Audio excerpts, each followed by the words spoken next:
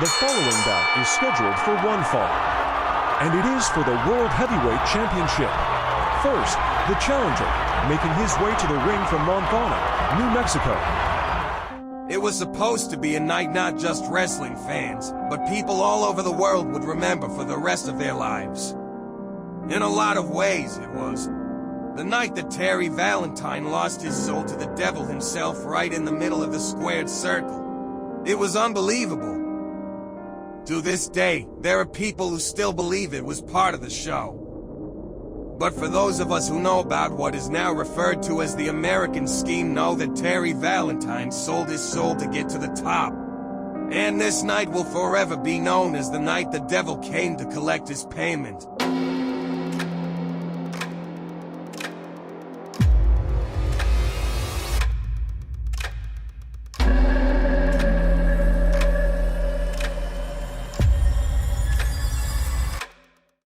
Hi.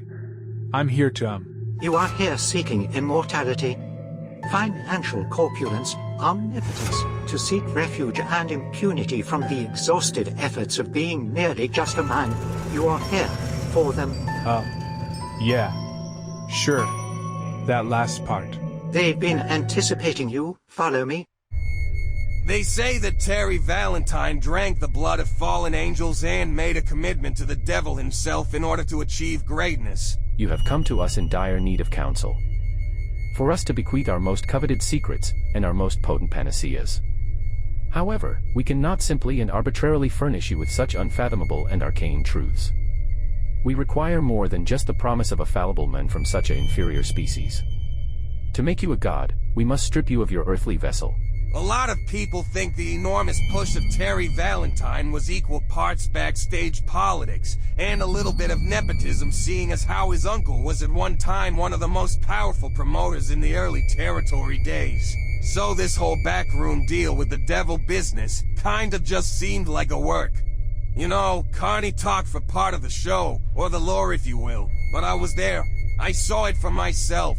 Back when my brother and I were the undisputed tag team champions and most over gimmicks in any territory. This young kid walked with the swagger of a star but carried the burdens of a debt that maybe he wondered he could ever pay back. You're one of the most successful professional wrestlers of the last 20 years.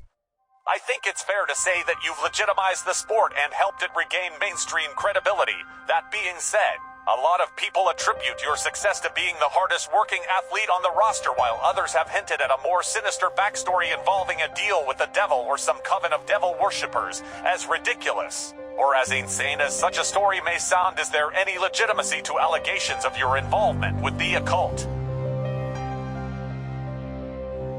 We all hear those cautionary tales about the ones who enjoy a run of success that far exceeds their ability to handle it, too much too soon. Typically, someone like that succumbs to vices like drugs or alcohol.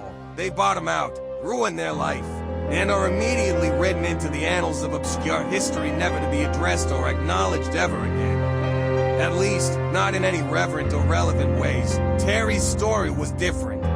He certainly succumbed, but to something far stronger than any inebriant. For Terry, ego was his greatest downfall. The story goes that Terry's inability to keep his commitment to the coven who granted him this gift began to cause friction between Terry and the group, and at the now infamous Vendetta pay-per-view they sent one of their own to knock Terry off of his pedestal once and for all.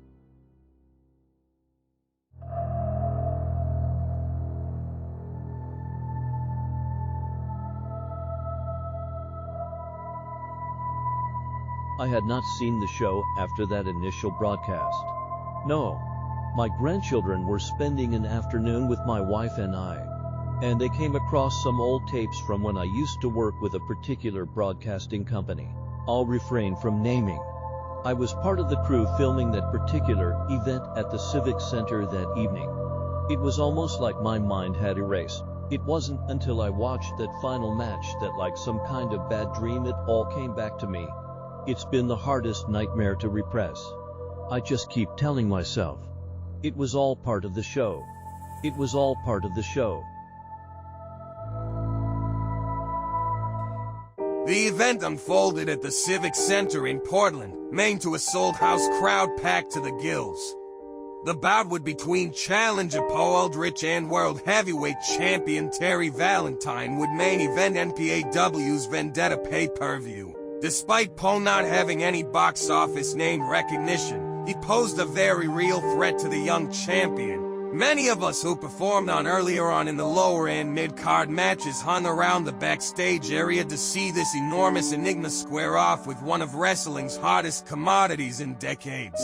Little did any of us know just how short the match would be, as disaster struck no sooner than Valentine made his way through the ropes. I'd never heard of this guy. Poe, what's his name? I don't even recall seeing him in catering before the gates opened for the fans. Something just felt off. Really off. When Terry passed through the curtain, I remember this distinctive look on his face.